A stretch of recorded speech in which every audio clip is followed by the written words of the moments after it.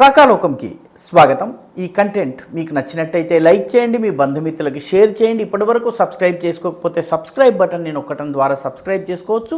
పక్కనే ఉన్న బెల్ ఐకాన్ని నొక్కినట్టయితే మీకు రాకాలోకంలో వీడియో పెట్టగానే నోటిఫికేషన్ ద్వారా తెలియజేయటం జరుగుతుంది.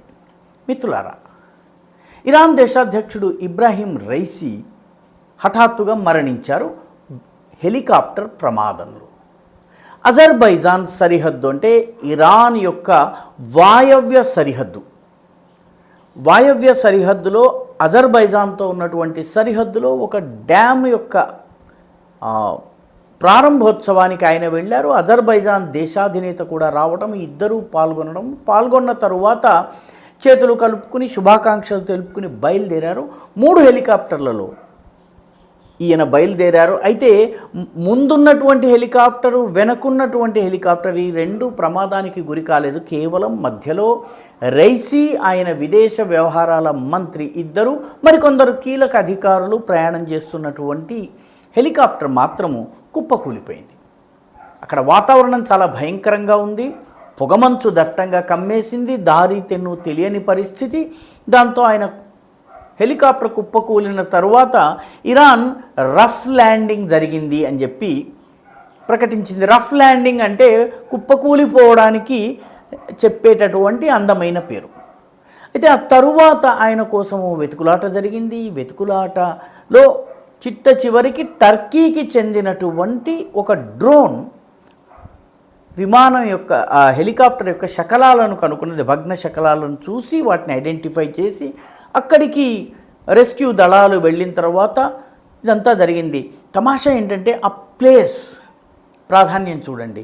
ఇది అజర్బైజాన్ సరిహద్దు. అజర్బైజాన్ మెజారిటీ షియా దేశం, ఇరాన్ కూడా మెజారిటీ షియా దేశం. అజర్బైజాన్కి ఉత్తరాన జార్జియా ఉంటుంది, జార్జియా పక్కన రష్యా ఉంటుంది. కాబట్టి రష్యాకి సంబంధించినటువంటి రెస్క్యూ టీమ్స్ కూడా పనిచేసినాయి. టర్కీకి ఇరాన్కి సత్సంబంధాలు ఉన్నాయి కాబట్టి టర్కీ అజర్బైజాన్కి సహకరిస్తోంది కాబట్టి టర్కీకి సంబంధించినటువంటి డ్రోన్స్ కూడా వెతుకులాటలో పాల్గొన్నాయి. ఇదంతా జరిగిన తరువాత మొత్తానికి ఆయన పూర్తిగా అసలు గుర్తించడానికి వీల్లేనటువంటి ఆయన భౌతిక కాయాన్ని తీసుకుని రావడం జరిగింది. మిగతా వాళ్ళని కూడా తీసుకుని రావడం జరిగింది. ఇరాన్లో ఇప్పుడు ఈ ఇంత మటుకు అందరికీ తెలిసినటువంటి విషయమే, వార్తల్లో వస్తున్నటువంటి విషయమే. అయితే ఇక్కడ 3 ప్రశ్నలు ఉన్నాయి. మొట్టమొదటిది, రైసీ తరువాత, ఇబ్రాహీం రైసీ మరణం తరువాత ఇరాన్లో ఏం జరుగుతుంది? ఇది ఒక ప్రశ్న. రెండవది, ఈ సంఘటన తరువాత మొత్తము west Asia, Israel, Saudi Arabia, Yemen, అదేవిధంగా లెబనాన్, ఇరాన్, ఈ అన్ని దేశాల మీద ఇక్కడ ఉన్నటువంటి వాతావరణం మీద ప్రభావం ఏంటి? ఇది రెండవ ముఖ్యమైన ప్రశ్న. మూడవ ముఖ్యమైన ప్రశ్న, మన దేశంతో ఇరాన్ యొక్క సంబంధాలు ఏ రకంగా ఉండబోతున్నాయి? ముఖ్యంగా ఇటీవలే చబహార్ విషయంలో మనం ఒక ఒప్పందం చేసుకున్నాము. మూలమున్న పడినటువంటి ప్రాజెక్ట్ని మళ్ళీ పునరుద్ధరించాము. చబహార్ ప్రాజెక్ట్ ద్వారా మనము మొత్తము మధ్య ఆసియా, ఆఫ్ఘనిస్తాన్, రష్యా, ఈ ప్రాంతాలన్నింటిలో కూడాను మన వ్యాపార వాణిజ్యాలు, మన యొక్క వ్యూహాత్మక ప్రయోజనాల్ని కాపాడుకోవాలనుకుంటున్నాం. కాబట్టి ఈ సంఘటన ప్రభావం ఏ రకంగా ఉండబోతుంది? ఈ 3 ప్రశ్నలు మన ముందున్నాయి. మొట్టమొదటగా, ఇరాన్ లోపల ఇబ్రాహీం రైసీ గురించి అందరూ అనుకుంటున్నటువంటి విషయం, ఇరాన్లో చాలా పాపులర్గా చెప్పుకుంటున్న విషయం ఏంటంటే, ప్రస్తుతము ఇరాన్ యొక్క సుప్రీం కమాండర్గా, అత్యున్నత దేశాధినేతగా, ఆయన మాటే వేద శాసనం, అటువంటి వ్యక్తి అయతుల్లా ఖమేనీ. అయతుల్లా ఖమేనీ తరువాత అయతుల్లాగా ఇరాన్ యొక్క సుప్రీం కమాండర్గా కావలసిన వాడు రైసీ ఇప్పుడు హఠాత్తుగా ప్రమాదంలో మరణించటం వల్ల ఆయన స్థానంలో ఎవరవుతారు? Supreme commander. ఎందుకంటే సుప్రీం కమాండర్కి 85 ఏళ్ళు.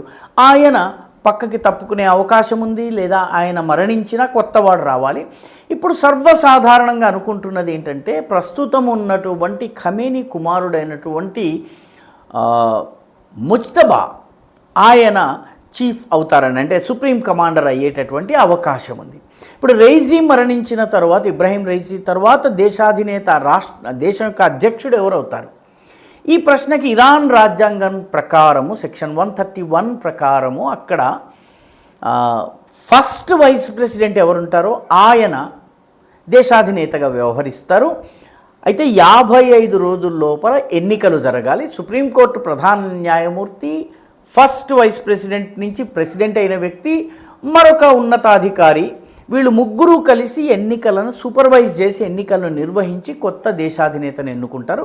కాబట్టి రానున్న 55 రోజుల వరకు ఇరాన్ దేశాధినేతగా ఫస్ట్ వైస్ ప్రెసిడెంట్గా ఉన్నటువంటి మహమ్మద్ ముఖ్బిర్ ఉండబోతున్నారు. ఆయన ఎన్నికలు నిర్వహిస్తారు.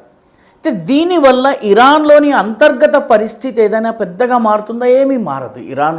ప్రస్తుతం ఇరాన్ అంతర్గత సంక్షోభాల్లో ఏదైతే కొట్టుమిట్టాడుతుందో, ఆర్థిక వ్యవస్థ కుప్పకూలిపోయింది, అమెరికా ఆంక్షల వల్ల అనేక సమస్యలు ఎదురవుతున్నాయి. అయినప్పటికీ కూడాను ఇరాన్ విదేశాలలో, ముఖ్యంగా గల్ఫ్ దేశాలలో ఉగ్రవాదాన్ని పెంచి పోషించేటటువంటి పనిని చేస్తోంది. ఆ పని విధిగా కొనసాగుతుంది. అయితే ఇజ్రాయెల్లో వచ్చేటటువంటి నాయకుడు కూడా రైసీ లాగానే హార్డ్ లైనర్, అంటే చాలా ఛాందసవాదిగా ఉండబోతున్నారు. ఎందుకంటే రైసీ కాలంలోనే మాసా అమీనీ అనే అమ్మాయి తల మీద వేసుకున్న ముసుగు కొద్దిగా పక్కకుందని చెప్పి ఆమెని కొట్టి చంపేసేశారు జైల్లో. ఆ తర్వాత ఇరాన్లో పెద్ద ఎత్తున మహిళలు తిరుగుబాటు చేశారు. బుర్ఖాకి వ్యతిరేకంగా, హిజాబ్కి వ్యతిరేకంగా, తల మీద హెడ్ స్కార్ఫ్కి వ్యతిరేకంగా చాలామంది హెయిర్ కట్ పబ్లిక్గా చేయించుకోవడం, పెద్ద ఎత్తున తిరుగుబాటు జరిగింది. కానీ వేలాది మందిని అరెస్ట్ చేసి దాన్ని అణిచివేయటం జరిగింది. కాబట్టే ఇరాన్లో ప్రస్తుతం ఉన్నటువంటి ఇస్లామిక్ ప్రభుత్వాన్ని వ్యతిరేకించి అమెరికాలోను యూరోప్లోనూ ఉన్నటువంటి వాళ్ళు పండగ చేసుకుంటున్నారు. కానీ ఇరాన్లో ఉన్నటువంటి వాళ్ళు మాత్రము ఓపెన్గా బయటకు రాలేనటువంటి పరిస్థితి ఉంది. ఎవరు వచ్చినా కూడాను ఛాందసవాద పరిపాలన మాత్రం ఖచ్చితంగా కొనసాగిస్తారన్నది ఇరాన్లో మార్పేమీ ఉండబోదు. ఇరాన్ యొక్క పరమాణు కార్యక్రమం కూడా యథావిధిగా కొనసాగేటటువంటి అవకాశం ఉంది. ఇక రెండవ ముఖ్యమైనటువంటి విషయము, గల్ఫ్ దేశాల్లో ఏం జరగబోతోంది. ఇప్పటికే ఇజ్రాయెల్ని ఇబ్బంది పెట్టేందుకు అటు హమాస్కి శిక్షణనివ్వటము, ఇటు యెమెన్లో హౌతీలకు శిక్షణనివ్వటము, ఇటు లెబనాన్లో ఉన్నటువంటి హెజ్బుల్లాకి ట్రైనింగ్ ఇవ్వడము, సిరియాలో కూడా కొన్ని వర్గాలను, ఇజ్రాయెల్ వ్యతిరేక వర్గాల్ని ప్రోత్సహించడం ద్వారా ఇజ్రాయెల్ని దిగ్బంధనం చేసే ప్రయత్నం ఇరాన్ చేసింది. అవి యథావిధిగా కొనసాగబోతున్నాయి. ఇరాన్లోనూ ప్రపంచంలోని అనేక ఇస్లామిక్ దేశాల్లోనూ ఇప్పుడు ప్రధానమైన అనుమానం ఏంటంటే ఇది ఇజ్రాయెల్ చేసినటువంటి ఆపరేషన్. ఎందుకంటే ఇజ్రాయెల్ ఇటువంటి ఆపరేషన్స్ గతంలో కూడా చేసింది. కాబట్టి ఇది ఇజ్రాయెల్ చేసిన ఆపరేషన్. ఎందుకంటే కొద్ది రోజుల క్రితమే సిరియాలో కూడాను ఇరాన్కి చెందిన స్థావరంపై ఇజ్రాయెల్ దాడి చేసింది. ఆ తర్వాత ఇరాన్ సైన్యాలు, వైమానిక దళాలు ఇజ్రాయెల్ పైన, ఇజ్రాయెల్ వైమానిక దళాలు ఇరాన్ పైన క్షిపణి దాడులు చేసుకున్నాయి. ఇవన్నీ మనకి తెలిసిన విషయాలే. కాబట్టి ఇజ్రాయెల్ మీద అనుమానం ఉంది, కానీ ఆ అనుమానము ఇప్పటి వరకు రుజువు కాలేదు. ఇరాన్ ఇప్పటి వరకు ప్రకటన చేయలేదు. అయితే ఇజ్రాయెల్ మాత్రము ఖమేనీ చనిపోయాడని క్షమించాలి, దేశాధినేత అయినటువంటి రైసీ చనిపోయాడని ఆదివారం సాయంత్రం నుంచే ప్రచారం చేయటం మొదలుపెట్టింది వాటి యొక్క మాధ్యమాల ద్వారా. కాబట్టి కొన్ని అనుమానాలు ఉన్నాయి. రానున్న రోజుల్లో ఇరాన్ ఈ విషయంలో ఏం చేస్తుందన్న చూడాలి. ఇక చివరి అంశం భారతదేశం కొద్ది రోజుల క్రితమే చబహార్ పోర్టుకి సంబంధించిన ఒప్పందాన్ని చేసుకుంది. పాలకులు మారినా ఈ ఒప్పందం కొనసాగే పరిస్థితి ఉంది. చబహార్ నుంచి ఇరాన్లో ఉన్నటువంటి సరిహద్దుల్లో ఉన్న జాహిదాన్ నుంచి ఆఫ్ఘనిస్తాన్ నుంచి సెంట్రల్ ఏషియాలో ఉన్నటువంటి 5 స్థాన్లు, Tajikistan, Uzbekistan, Kazakhstan, Kyrgyzstan, Turkmenistan, ఈ దేశాలకు అక్కడి నుంచి రష్యాకు వెళ్ళేటటువంటి మార్గము భారతదేశానికి అందుబాటులోకి వచ్చేందుకు ఈ ఒప్పందం చేసుకున్నారు. చబహార్ పోర్టుని అభివృద్ధి చేసేందుకు ఒప్పందం చేసుకున్నారు. అది యథావిధిగా ఉండబోతోంది. కాబట్టి మన వరకు తక్షణము ప్రభావం ఉండకపోవచ్చు, కానీ ఇరాన్కి సంబంధించినటువంటి కొత్త దేశాధినేత మన దేశంలో పర్యటించటమా, మనం అక్కడికి వెళ్ళడమా, ఇవన్నీ కూడాను త్వరలో నిర్ధారణ కానున్నాయి. మొత్తం మీద ప్రపంచాన్ని కుదిపేసినటువంటి సంఘటన ఇరాన్ దేశాధినేత హఠాన్ మరణం. ఈ వీడియో మీకు నచ్చినట్టయితే లైక్ చేయండి, షేర్ చేయండి, ఈ ఛానల్కు సబ్స్క్రైబ్ చేయండి. మీ అభిప్రాయాన్ని కమెంట్ల రూపంలో తప్పనిసరిగా పంపించండి.